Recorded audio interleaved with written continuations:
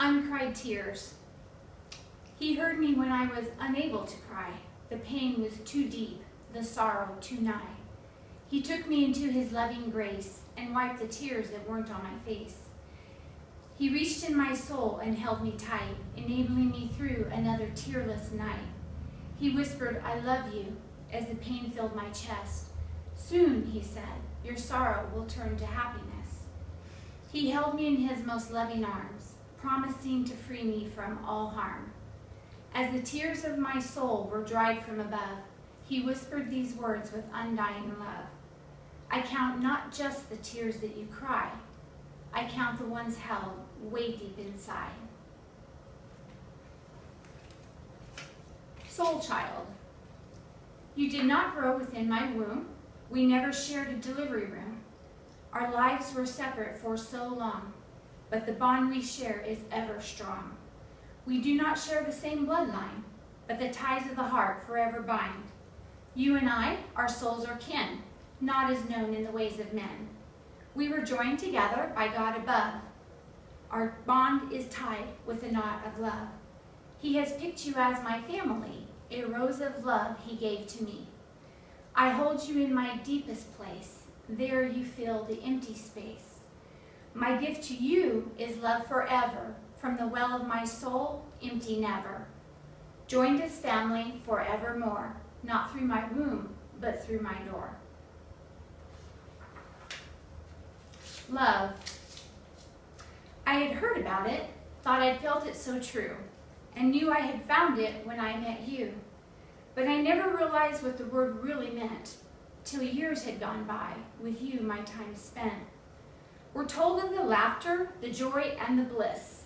We're taught to expect it, since we were all kids. But rarely is spoke of the sorrow and pain, of learning to give without thought of our gain. We're not taught of the work or the effort required, or that at times we will grow quite tired, or that when it's true, it has many faces and will take us to heights, but also low places. But if it is pure, we'll go through all this, maintaining the laughter, the joy, and yes, bliss. Thank God that we've learned this, and will continue each day to do what we must to ensure our love stays. Because out of God's gifts, it's the greatest of all, and we cherish each part, the big and the small. So we reject the lies and embrace the truth, for true love endures all, and our love's the proof.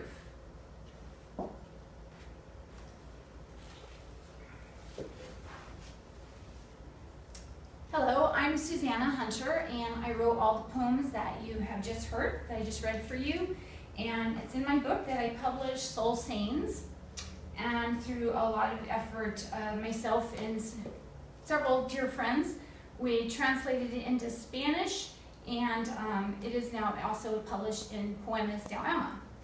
And basically, I'm coming to you today to ask you to basically fund me for the GoFundMe project, because these were self-published through Author House, the largest publisher.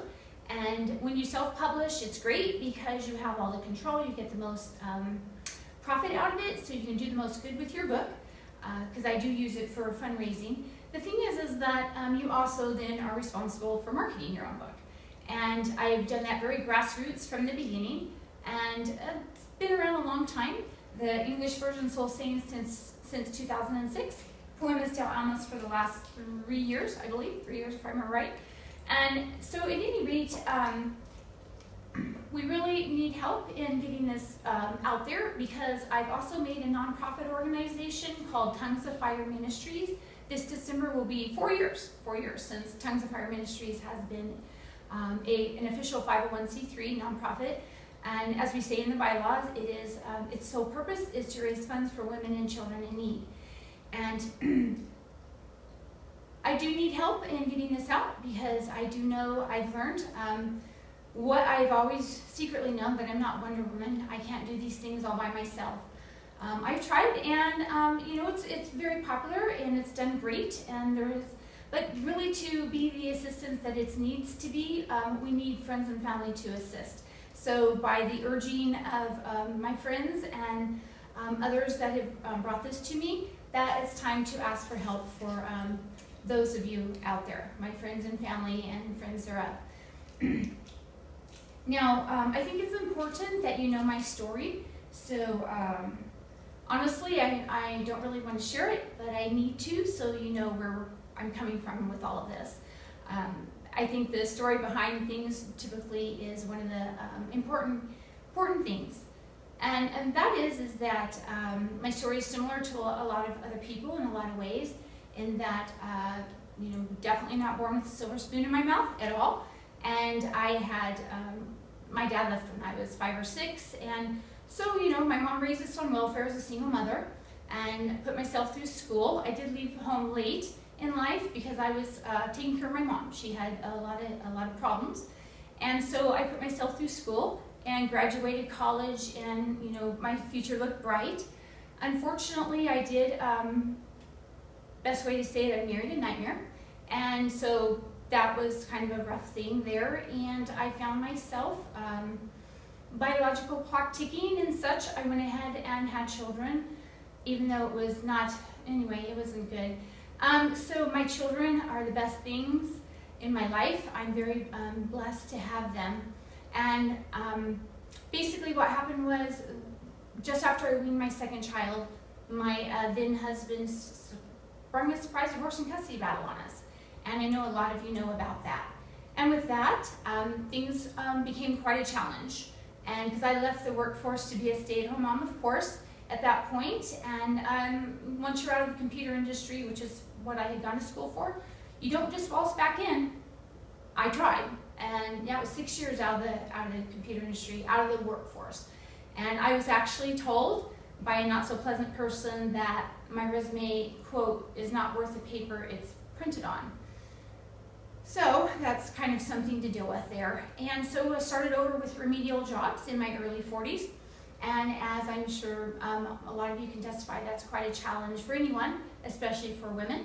And so basically then, through many acts of God, lots of miracles and severe sacrifice and perseverance, I did publish Soul Saints.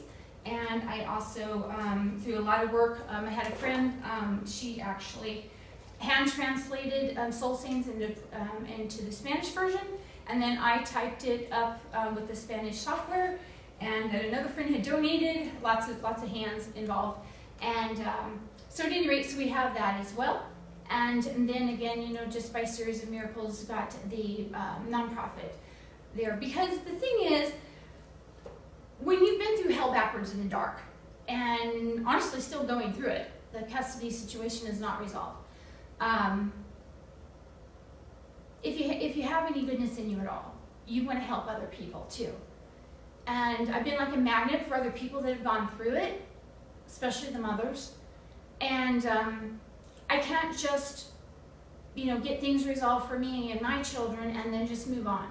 So my life's work, the oldest poem in Soul Saints and Poemas de Alma I wrote in 6th grade, and that has been some time ago. And so this is a life work for me. And it's important. These are inspirational poems and covers every area of your life. And to encourage people, I've had people over the years tell me that they've used the Soul Saints as a devotional, which I thought was cool. I never even thought about that. And so very encouraging to people. It's just uplifting words. And then to use the funds raised from the sale of the books, yes, to help my children and I. The legal battle is unbelievable. No truth and no justice in the courts. I was told you can have as much justice as you can buy in the courts, and sadly I've lived that is true. And honestly, I'm fighting for custody of my children. And it was through alienation that my children were taken. And those of you that might judge and say, well, if you're a mom and you have your children taken, you must be heinous, you must be evil, because the mothers always get the children. Well, you do need to check your facts, because that's not true. It hasn't been true for at least 20 years. Used to be true way, way, way a long time ago, not anymore. Now it's whoever has the money. And so to get assistance, and I tried every avenue I can. So to get assistance for my babies and myself, and no, they're not babies anymore. It's been almost an 11-year fight. Okay? They're not babies anymore, but they'll always be my babies. And I need help. It's been a struggle to to survive. Excuse me. Myself. It's been a struggle to try to get help for my children and I. I've been told, excuse me, by many that I'm part of a large majority in the United States now. We're the class of the working poor. And to try to just make ends meet, you know, you get a tire go out or your car dies. I recently had to get another car. You know, it's a small car payment, a real blessing of a car, but it's a car payment I didn't have. I had an old vehicle, and that's great as long as they run, and it had gotten to the end where it was time to trade it in before it was too late. So the thing is that I want to not only help my children and I get truth and justice manifested for us to change things and make things right in our lives, which is the biggest cry of my heart. But as a mother, I want to help other moms and their children. I know the struggle that the moms are having, even to eat themselves, even to be able to eat themselves. That doesn't sound right, but you know what I'm saying. To be able to get food and to be able to pay their bills. And then to pay the lawyer's fees and the court fees. Just filing in court is ridiculous, the cost. It's ridiculous. And you go into court without a lawyer, which I've done, they eat you alive. And it's not about how intelligent you are. I have a bachelor's degree, for Pete's sake. You know, they know what they're doing in there, and you don't, because you're not a lawyer. And at any rate, I want to help others, and that's why through an immense amount of sacrifice and great struggle, I got nothing out of the divorce. There was a sale of the marital home in a community property estate. The judge gave literally everything to my ex-husband and a small portion to lawyers. So he got $56,000, I got zero, literally. I published soul sayings with my share of the income tax return, did a website that was useless, and that, you know, obviously fell by the wayside. And then I did the appeal with the rest of it. And the appeal, I was told in the state of Arizona, they will not overturn. They're going to, you know, they don't want to admit a judge did something wrong, and that's what we lived. So basically, to get any kind of truth or justice is to make the story come out and to make it public. Not my idea of a good time, not what I want to do, but it's what has to be done. And so to do that and to help others in the process, the Lord actually told me the reason why He has allowed this to happen for my children and I is He did promise me, and He never lies, that He will bring my children home to me and make things right, because truth can only be buried for so long, then that sucker's going to shoot up out of the dirt. And it will be so big and so in your face that you can't deny it, and things will be made right for my children and I. But I'm not going to just lick my wounds and move on and pretend it never happened. No, this has happened to us. The Lord has told me to make it right for my children and I, and then use what's been done to us in the extreme amount of injustice, and all the proof is there. Every single bizarre thing that happened is documented, and the proof is there. And God make this right, and then use us to change laws that need to be changed, make laws that need to be made, and destroy laws that need to be destroyed. Because they, as in the system, as in the courts of the land, they can take your children just like that. Just like that. I actually, her knowing nothing about me, nothing about my situation at all. One of my first jobs, I was having lunch with a coworker, and she just started, bless her heart, just spewing out what happened to her. And her and her husband were in a restaurant with their son, who was in 6th grade at the time. He had some behavioral issues, and he started acting up. They just talked sternly to him. One of the other people in the restaurant reported them to CPS, and CPS took their kid for talking sternly to them. They wound up getting him back, but it was a long, hard fight. And you think, okay, that didn't happen, that's not true. Really? Then why did they abolish CPS in Arizona? Which you and I both know, they just simply changed the name. So it's time for things to be made different, and the only way to do that is to bring it out, and in the process to help others in need. And that's why, and again, if you judge me evil because I'm a mom who had my kids taken and just 1 + 1 = 2, then think about if that's true. Oh, and by the way, I've learned that the opposing side has put really, really heinous things, lies about me on the internet. And, you know, just think about things. Let's be logical, rational human beings. If anything that is, these heinous things were true, why were there no arrests? Why was there no criminal case? None of that. And the charge is alienation. Do you know that's not even a legal term? Do the courts still use it? Oh, yes. It hasn't even been made illegal for them to use it because it's not a legal term. There's been a law passed. Yes? Are they still using it? Yes, judges are still using alienation. And that's, it's evil. There's no pretty way of saying it. So this is not just a matter of fighting for, you know, to get ahead in life, to not be the working poor, but is to help others as well, help my children, help myself, to make a difference in the world, to take a Cinderella story, to take the lemons and make more than lemonade, to make a difference. Because when we walk through something horrible, we walk through it for a reason. We are to not camp in it, walk through it, get to the other side, and then make a difference with what has been done to us, to stand up and make change.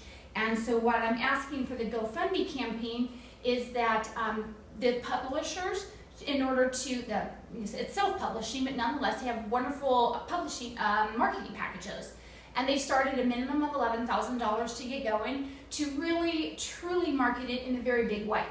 Because frankly, you know, we're running out of time. It's been almost 11 years. And I need that help to get it out there, to make it big in a big way. So to market in a big way, to have the funds be far greater, to be able to not only support my children and I and the legal battle, and also to help many others as well. And again, if I was some heinous mom who did all that, why aren't I in jail? Why wasn't I ever arrested? Why weren't there any criminal charges? And why have I taken what very little that I have had for almost 11 years and put it into these books and the Tongues of Fire Ministries, who you can read in the bylaws, is to help the sale of the books and my photography skills, which I have, was my first job after being a stay-at-home mom and getting back in the workforce, was being a professional photographer, but it was in a department store for barely over minimum wage, $8.25 an hour. So that is the thing, to make a difference. And so I need help to get funding. And so I'm asking you to please help me in order to, yes, take care of immediate needs for the legal battle, and to be able to, because in order to market this and get it out there and make it a viable financial, you know, finance raising product, you know, to get it out there. And even sell them individually framed. People love them that way. I've been doing that for years. So in order to do that on a much greater scale, to do much greater things for not only for my children and I, but for many others, I do need your help. Please post this on your Facebook. Please, that's why I'm doing the GoFundMe campaign, is to raise that money for the marketing package, as well as to help my children and I. And that way we can help many others. And I do ask you to, you know, to help, and for your mercy and your kindness and your grace, and help me help others. Please repost this. I will give you updates, and I thank you for your kindness and for your love. God bless you.